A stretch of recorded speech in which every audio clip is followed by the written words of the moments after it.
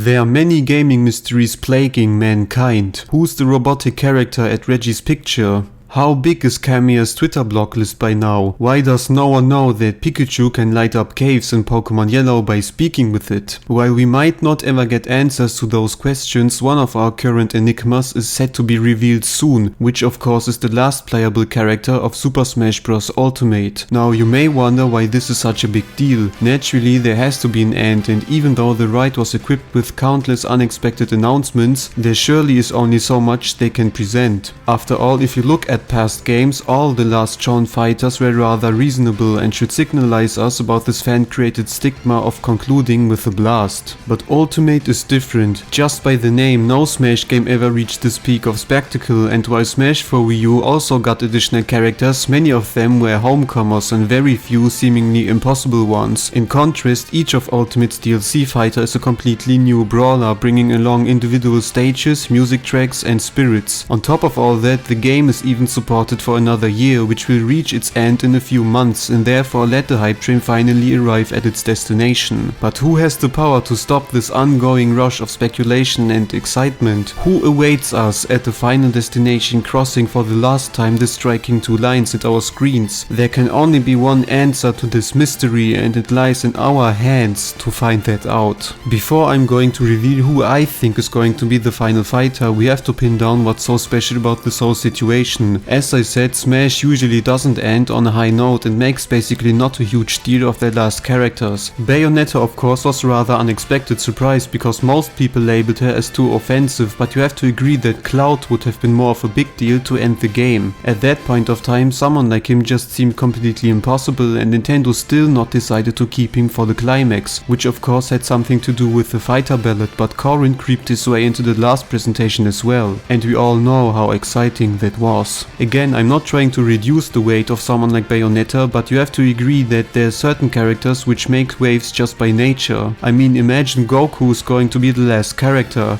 After Steve took down Twitter for a couple of minutes, I think the whole internet would not recover from that. So while it actually seems like Nintendo doesn't care about a grandiose ending, you have to consider the context of that time. For us it was the conclusion to a Smash game, but Nintendo just did the whole fighter battle thing to gather information about potential characters for Ultimate, which now in hindsight, as we know, immediately started its development after finishing Smash for Wii U. And if you consider this fact, it becomes more than clear why we didn't get a huge finish, because for Nintendo and Sakurai there was no. Just imagine how it must have felt like for Sakurai to wave goodbye during the last showcase, thinking of Ultimate at the same time. Actually kinda crazy. So in retrospect, Ultimate will not only be the final for the most recent Smash game, but kinda the end of an era where Sakurai and Nintendo nearly worked for 10 years non-stop on the series. And if this isn't something noteworthy, then I don't know. The fighter ballad as such was very exciting, and although Bayonetta might have disappointed some people as a conclusion, all the hype before made the time until the reveal worthwhile. In order to step into the shows of such a memorable event, the character itself has to, this time, fulfill the role of a proper climax, and I think Nintendo's prepared for this. You could argue that Byleth was the last character of the first Fighters Pass, which would have been probably the single most tragic ending to a Smash game of all time, but you have to consider that Nintendo already planned out another bunch of characters already, so there never really was the intention to end on a Fire Emblem fighter. At least I hope so. But who are the possible candidates that could bear the burden of the Ultimate Smash game's finish? Simply speaking, it has to be someone who makes a big splash, like Steve and his ability to break Twitter for a few moments. On the other hand, Steve began his career as a meme pick and only made sense because of the immense success Minecraft brings along. So weirdness or unexpectedness isn't everything that makes for a proper finish. It also has to have some kind of weight behind it. Ridley, for example, was also an ongoing meme amidst the community, but had a serious background of actually attempt of implementation behind him. Finally revealing him as a character was like closing a never-ending chapter, and although he was always a part of speculation, it somewhat was unexpected to see him finally realized. I think you're getting what my point is. To be a worthy last pick, a fighter needs some kind of weight behind him, while at the same time adding something to Smash that expands its universe. I'm not speaking of adding simply another unfamiliar franchise to Smash, but instead the influence an announcement can have. Cloud was not so incredible due to Final Fantasy coming to the roster, it was more the fact that people never thought someone like him would appear in one of Nintendo's biggest game series. I mean, Nintendo gained from its inclusion nothing at that time and basically did some advertisement for the competition, which added a whole new layer of speculation to this point. Suddenly no one seems out of reach because Smash had already reached a point where Nintendo just not needed representation on a Nintendo console in some form. A problem Ultimate faces in consideration of this fact is that the game already peaked at multiple occasions and players expect everyone at that point. Ridley, K. Rool, Banjo, Joker appear to be so unlikely, so the standard to really surprise people is growing with every unexpected addition. As small as the possible fighters that could fulfill this position might be, there's still some options to choose from. Starting with my personal dream pick that already will not happen,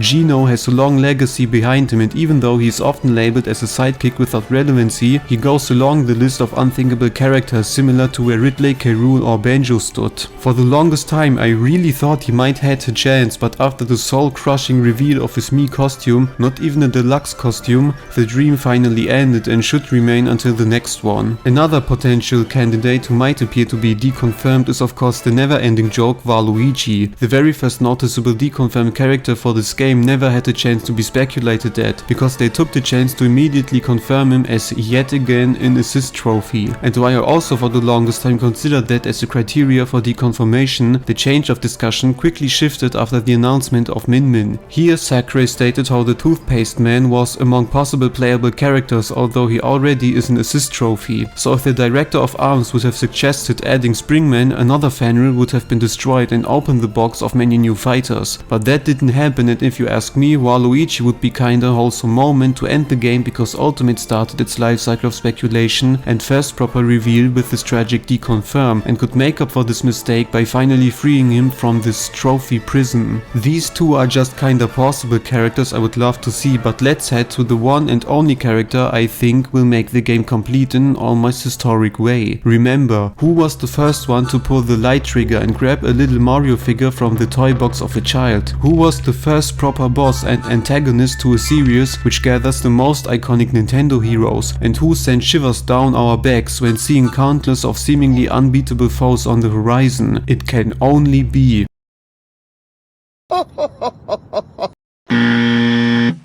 Who's up for some football, huh? Hey!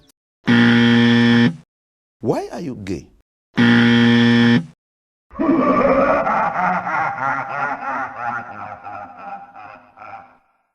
No other than Master Hand would bring the Ultimate Smash Bros. To a worthy end. Think about it, the Master Hand is a part of the franchise since day one. It appeared in every game at least as boss, or in some cases even slip into the role of a major antagonist in the story modes. Since the Melee times, where rumors suggested that there would be hidden methods to unlock the hand, people have dreamed of taking over the opposite side and at least for one time play as this massive enemy. The subtle difference of this wish thinking was the grasp of everyone not really anticipating or wishing for him to be a character, but instead just make him playable at least for one instance. Spoiler warnings for the story mode of Ultimate, skip to the shown timestamp if you haven't played it. Ultimate finally made that long running rumor of the Melee times alive and let us play as the Master Hand for one moment, where we could obliterate a bunch of characters with nearly every move he is capable of. The best part was how natural it felt. It would be easy to program in a sloppy controlling Master Hand just for the satisfying yet very clumsy moment, but rather than doing that, each attack is mapped to one directional attack, like side specials or tilts, making him feel like an oversized, overpowered character. And it was this moment where it clicked for me. Why resting on such an iconic moment when instead the very first antagonist of Smash Bros. Could be a part of the Ultimate roster? All of this might sound somewhat odd and weird to do, but the realization would be actually quite easy for the team. With most of the basic animation done and many attacks from every Smash attack to pull from, there's quite the opportunity to create a very unique fighter. Sakurai never stated that per se, but it really is obvious he likes to develop special and unusual characters who would bring something fresh for the gameplay aspect of the game. Be the wrestler-like moves from Incineroar, Resource Foundation from Steve, or trap-like attacks from Piranha Plant. A new character is at its best if he replaces the cards without changing the rules. By nature, Master Hand has a lot of required work, like animations or moveset already done, and just needs to be a little optimized in size to fit into the picture of a regular fighter. better. It's the same case with Steve, where Sakurai stated how some characters are luckily easy to animate, so in that regard most of the visual work is quite finished. Of course he would not float in the air and instead run with 2 fingers for example, and in general look visually very interesting because of his simple body depicting a hand. I'm not going to theorize how his different actions and side specials going to look like, since you have to look no further than every fight until now, but rest assured there are a plethora of different moves to choose from. Master Hand could even use the Master Core as his final smash, seeing how this underrated form didn't return an ultimate and needs at least some sort of representation. Furthermore, we could get another villain, which are generally not as represented as they deserve to be, and seeing the ultimate Smash Bros villain among all the other classic baddies would surely be a picture to be astonished at. Let's consider what speaks against my idea.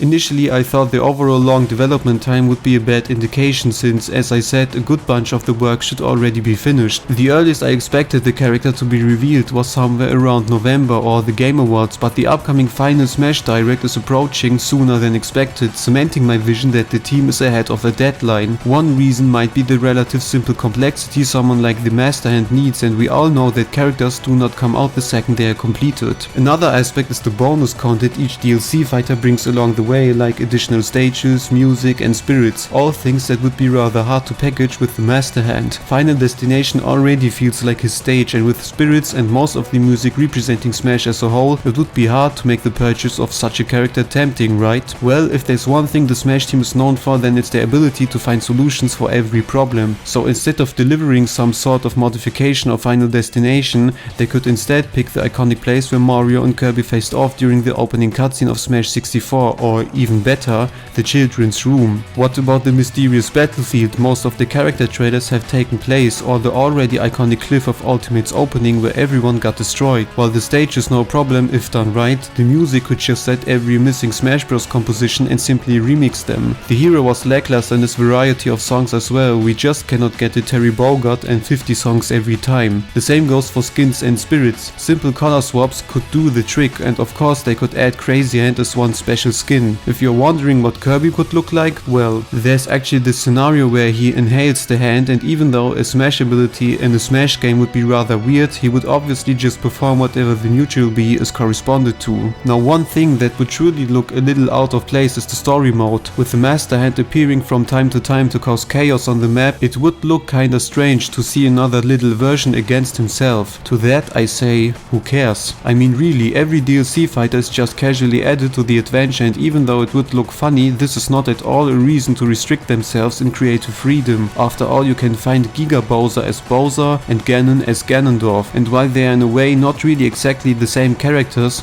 it's basically the same thing. Maybe they could even pull the same event they did for Sephiroth, where we have to unlock the Master Hand in a very unusual way, raising the last fighter to a special pedestal. Mii costumes could involve characters from past Smash games like Taboo Brawler, Ancient Minister Gunner, or the Master Core Cap. Maybe they go even beyond on what is promised and finally add a boss rush mode with one secret edition like Taboo, which would ultimately end the cycle of Smash characters with the pure essence of the series. After all, there's still much time left for the rest of the year, and I find it very possible to not see a bonus fighter but instead one final mode or something familiar, because there's no chance they need half a year for whatever character. All in all, this remains speculation, and there are only a few hours left until the game is finally done. Perhaps the Master Hand might seem a little tame as a character, but I think ending the game with a pure Smash character would be iconic, if we consider that we will not see another installment for a long time. But what do you think? Would the Master Hand make up for a proper finish, or is there someone who fulfills this role better? It's kinda sad to end the era of speculation, but whoever the last fighter will be, it has been a great ride, and after all is said and done, I hope Sakurai gets his deserved pause. Just finally develop Kirby Air Ride 2.